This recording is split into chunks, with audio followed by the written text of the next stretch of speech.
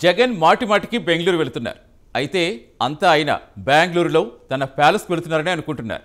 కానీ జగన్ స్కెచ్ మాత్రం వేరే ఉందట. తెర వెనుక కర్ణాటక డిప్యూటీ సీఎం డీకే శివకుమార్తో ఆయన మంత్రాలు జరుపుతున్నారనే టాక్ ఒకటి బయటకు వచ్చింది. కొంతకాలంగా జగన్ ఇండియా కూటమికి దగ్గరవుతున్న సంకేతాలు ఇస్తున్నారు.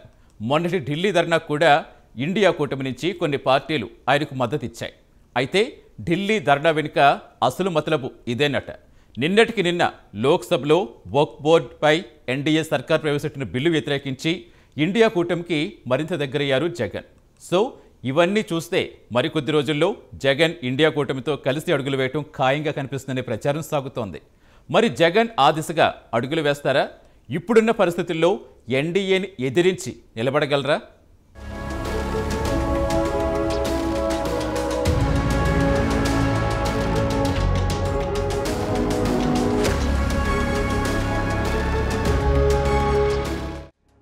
జగన్ ఢిల్లీ ధర్నాకు వైసీపీ చెప్పిన కారణం ఒకటి కాగా అసలు కారణం వేరేది ఉంది. అదే ఇండియా కూటమికి దగ్గరవడం.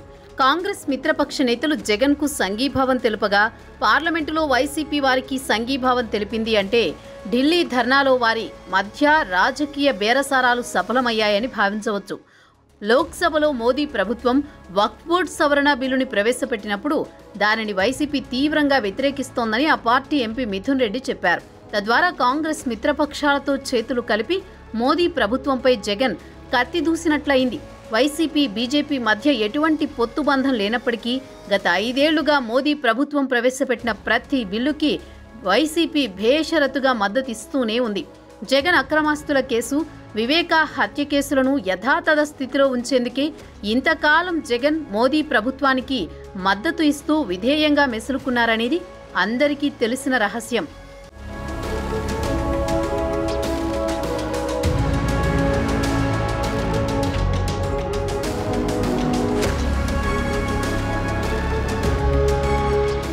అయితే ఇప్పుడు ఎన్డీఏలోకి టీడీపీ, జనసేన ప్రవేశించడంతో వైసీపీ మద్దతు ఇస్తే మోదీ ప్రభుత్వం స్వీకరించగలదేమో కానీ ఆదరించే పరిస్థితి మాత్రం లేదు. ఎన్నికల్లో ఓటమి తర్వాత ఇలాగే జరుగుతుందని తెలియనంత అమాయకుడు కాదు జగన్.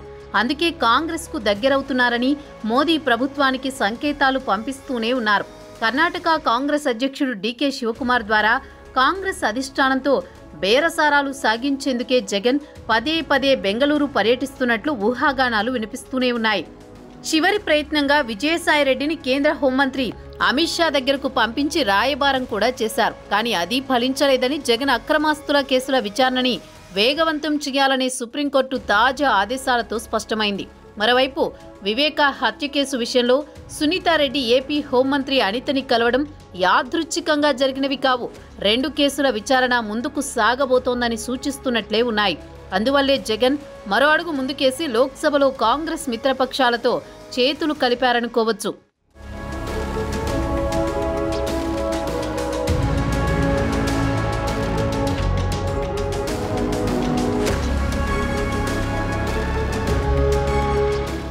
వక్ఫ్ బోర్డు సవరణ బిల్లుపై పార్లమెంటులో ఇండియా కూటమి వాదనతో జత కలిపింది వైసీపీ. సరిగ్గా ఆ రోజే జగన్ బెంగళూరు పర్యటన ఖరారు కావడం ఆసక్తికరంగా మారింది. ఇది అప్పటికప్పుడు ఫిక్స్ చేసుకున్న స్కెడ్యూలా అనే విషయంలో క్లారిటీ లేకపోయినా ఇండియా కూటమి వైపు జగన్ అడుగులు వేస్తున్నారన్న ప్రచారం నేపథ్యంలో పార్లమెంటులో ఇండియా కూటమికి మద్దతుగా నిలవడం, ఆ తర్వాతే ఈ పర్యటనల వివరాలు బయటకు రావడం రాజకీయంగా చర్చనీయాంశమవుతోంది.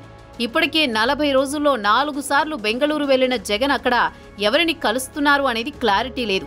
ఈసారి మాత్రం కాంగ్రెస్ నేతలు కొంతమంది ఢిల్లీ నుంచి వచ్చి బెంగళూరులో జగన్తో భేటీ అవుతారనే ప్రచారం ఊపందుకుంది. అన్నీ అనుకున్నట్లు జరిగితే ఆ తర్వాత రాహుల్ గాంధీ కూడా జగన్ను కలిసి ఇండియా కూటమిలో చేరాలని ఆహ్వానిస్తారనే ప్రచారం జరుగుతోంది. దీంతో బెంగళూరు పర్యటన ద్వారా అనేక ప్రశ్నలకు సమాధానం లభిస్తుందనే వాదనలు వినిపిస్తున్నాయి. ప్రస్తుతం బీజేపీతో కలిసి కొనసాగాలనుకున్నా అదే కూటమిలో టీడీపీ ఉండడంతో వైసీపీకి ప్రాధాన్యత ఉండదు. మరోవైపు ఏ కూటమిలో చేరకుండా ఒంటరి రాజకీయం చేయడం భవిష్యత్తులో మరిన్ని సమస్యలను తెచ్చిపెడుతుందనేది జగన్ ఆలోచనగా కనిపిస్తోంది.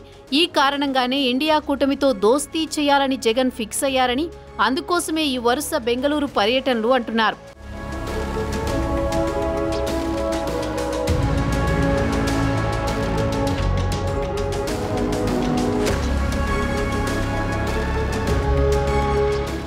లోక్సభలో మోదీ ప్రభుత్వాన్ని వైసీపీ వ్యతిరేకించిన మర్నాడే జగన్ మళ్లీ బెంగళూరు వెళ్లడం కూడా బహుశా కాంగ్రెస్తో ఫైనల్ బేరానికే కావచ్చనే టాక్ వినిపిస్తోంది. జగన్ కాంగ్రెస్కు దగ్గరయ్యేందుకు పావులు కదుపుతున్నారని, కలిస్తే ఏమవుతుందో సీఎం చంద్రబాబు నాయుడికి కూడా బాగా తెలుసు. అందుకే ఆయన కూడా పావులు కదపక తప్పదు. బహుశా అందుకే పవన్ కళ్యాణ్ని బెంగళూరు పంపించి ఉండవచ్చనే వార్తలు వినిపిస్తున్నాయి.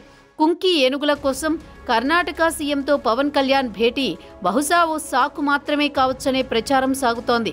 కాంగ్రెస్ పార్టీ జగన్తో చేతులు కలిపితే అటు తెలంగాణ కాంగ్రెస్కు, ఇటు ఏపీలో టీడీపీకి ఇబ్బందికరంగా మారుతుందని పవన్ కళ్యాణ్ ద్వారా సీఎం చంద్రబాబు నాయుడు సందేశం పంపించారనే గుసగుసలు వినిపిస్తున్నాయి. మొత్తానికి ఎన్డీఏ కూటమి, వైసీపీ, కాంగ్రెస్ మధ్య తెర వెనుక జరుగుతున్న ఈ రాజకీయాలు ఏ మలుపు తిరగబోతున్నాయో, వాటిలో ఎవరు పైచేయి సాధిస్తారో, వాటితో ఎటువంటి పరిణామాలు జరుగుతాయో మరికొద్ది రోజుల్లో తెలియనుంది.